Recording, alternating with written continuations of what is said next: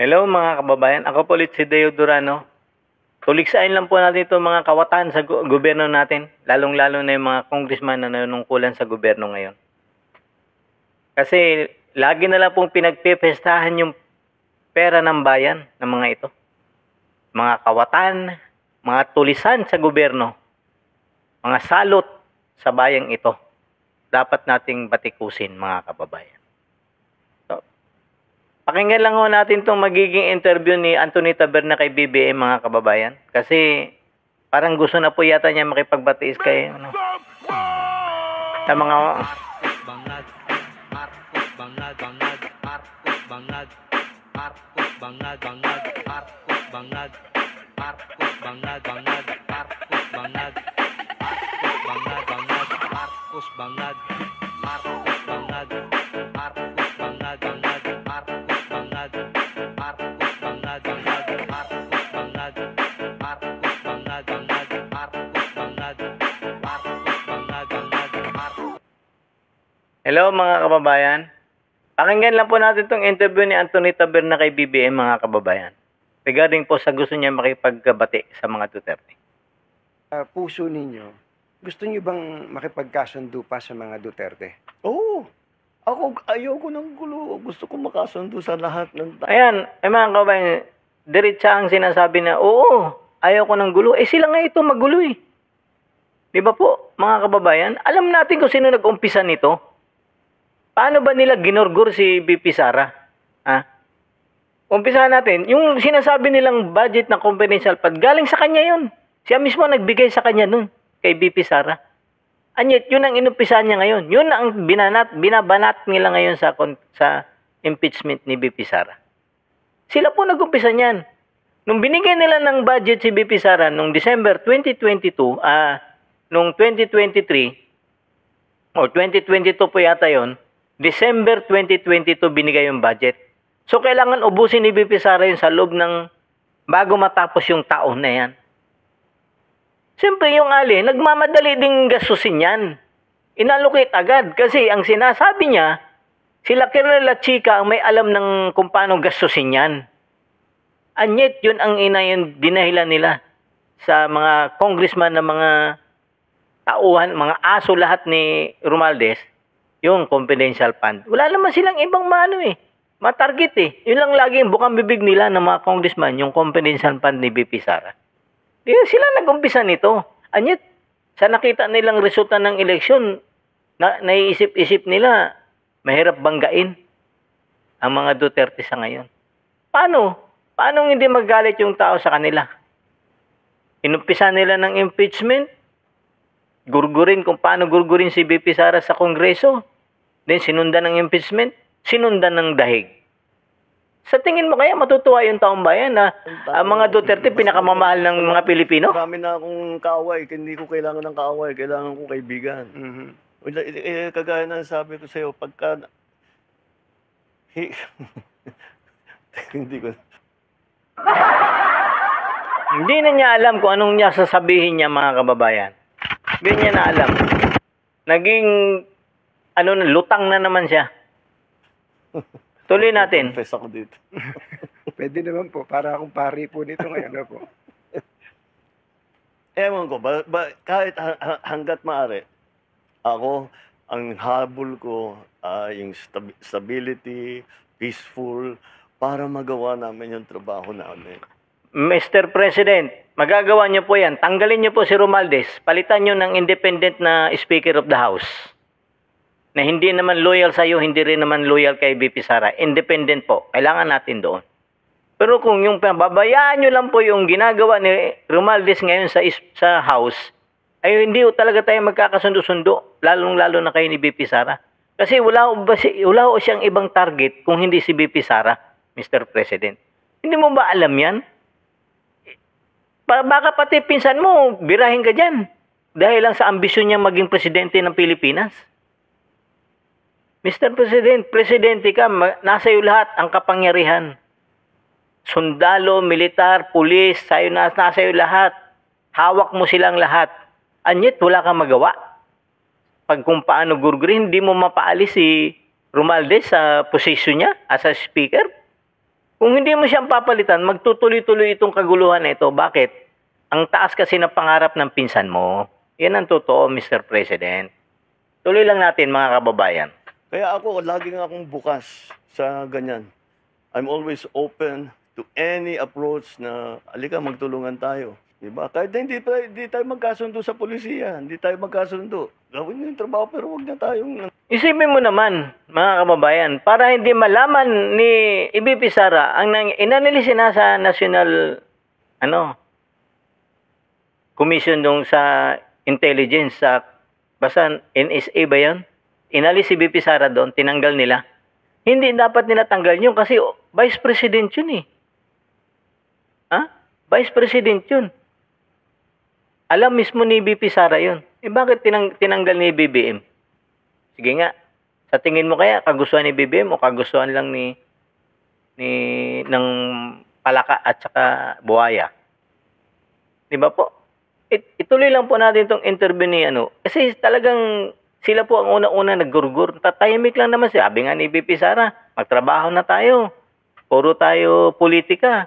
Hayaan nyo lang ako magtrabaho. Anyit, walang ginawa si Romales kung hindi gurgurin si IBP Sara.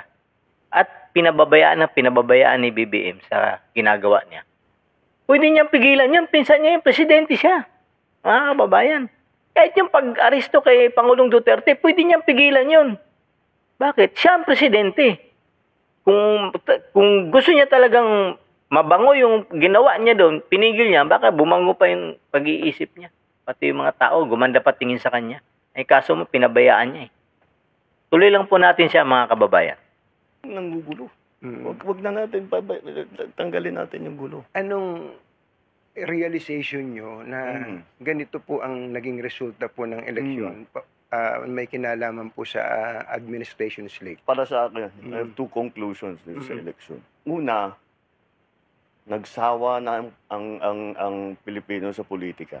Hindi nagsawa, Mr. President. Sa'yo nagsawa ang mga Pilipino. Kasi wala kang ginagawa eh.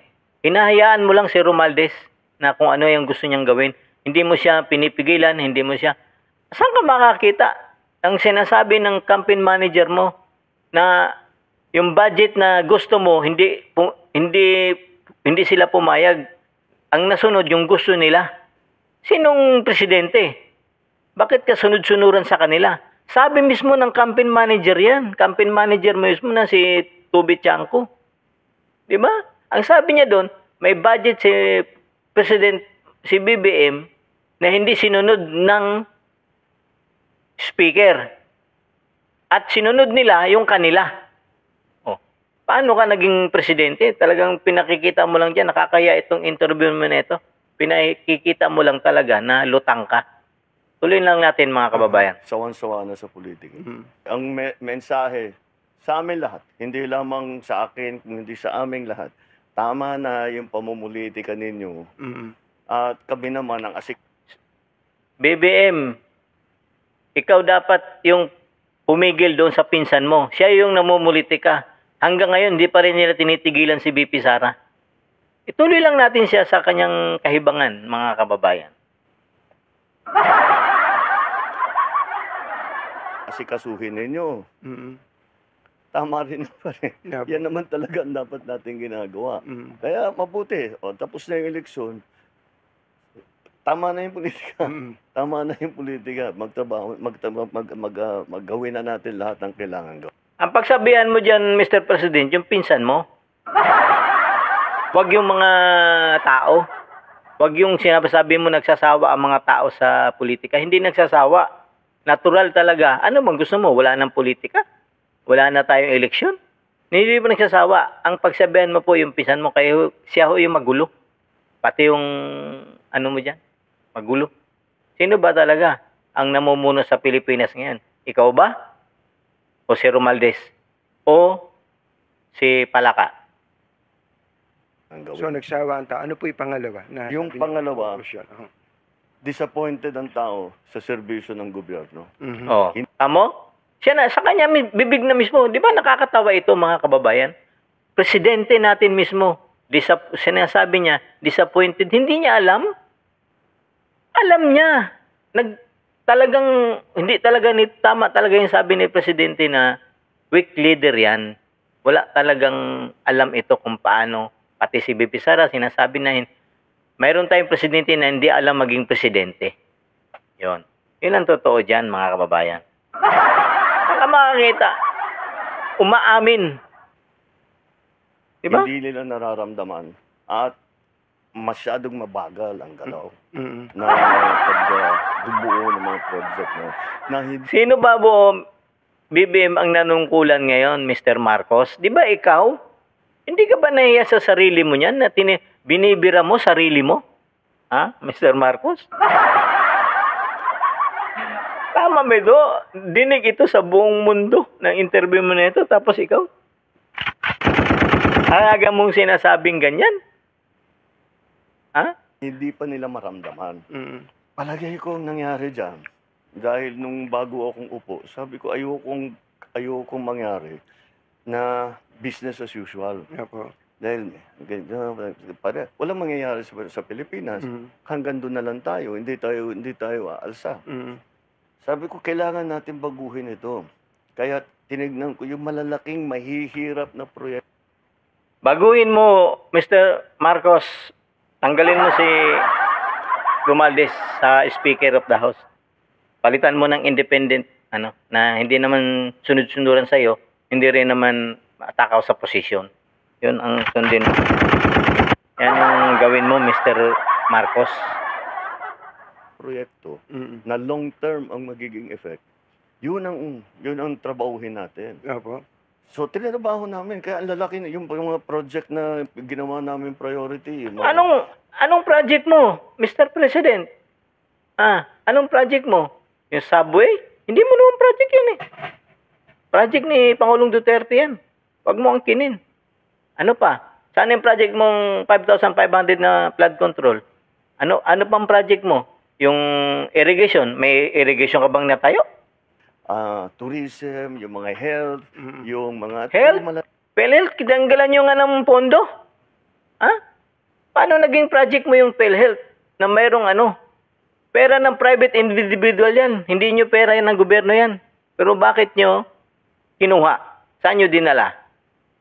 Ang dami mong perang kinulimbat doon sa SSS, GSIS, Land Bank,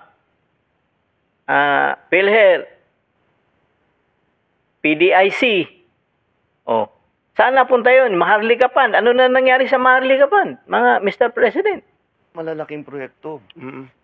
At mayroon ka pang sinasabi, kaya hindi natutuloy yung 20 pesos na bigas dahil ang pinaka sindikato ng ng pag-i-import ay nasa loob mismo ng gobyerno. Anyet wala kang ginawa, Mr. Marcos? Saan ka makakita ang presidente na nagtatanong sa mga negosyantong malalaki? Nasasabihin mo na mabuti pa kayo, isang utos nyo lang, sunod agad. Ikaw, hindi ka masunod? Wala kang political will, Mr. Marcos? Ano na nangyari sa'yo? Ba't hindi ka sunod? Kinokontra ka? Bakit? Baka iba naman yung pinag-uutos mo, kaya natatakot sila, baka makuha. Baka naman iba yung pinagagawa mo, Mr. Marcos. Bakit naman sila matatakot sa kuha? Kung ang project mo malinis naman. Di ba po? Ay naku mga kababayan, napakahaba pong interview na ito. Pero sana, pakinggan niyo po mo ito. Nilaglag niya po yung sarili niya rito. Mismong sarili niya. Dapat siguro nito, umalis na lang diyan sa Malacanang kasi siya mismo, hindi niya mapasunod yun eh. O siya lang ang sumusunod. Kaya sayang lang ang boto natin ito. Sabagay, hindi ko naman binoto ito, mga kababayan. Ang binoto ko naman, Yorme. Pero ito, wala. Kasi sabi nga ni Pangulong Duterte, wala ito. Weak leader ito. May karga itong, may bagahe itong dala-dala.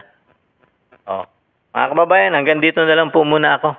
Ako po ulit si Deo Durano. Don't forget to like, share, subscribe my channel, Deo Durano TV 2.0. And God save the Philippines.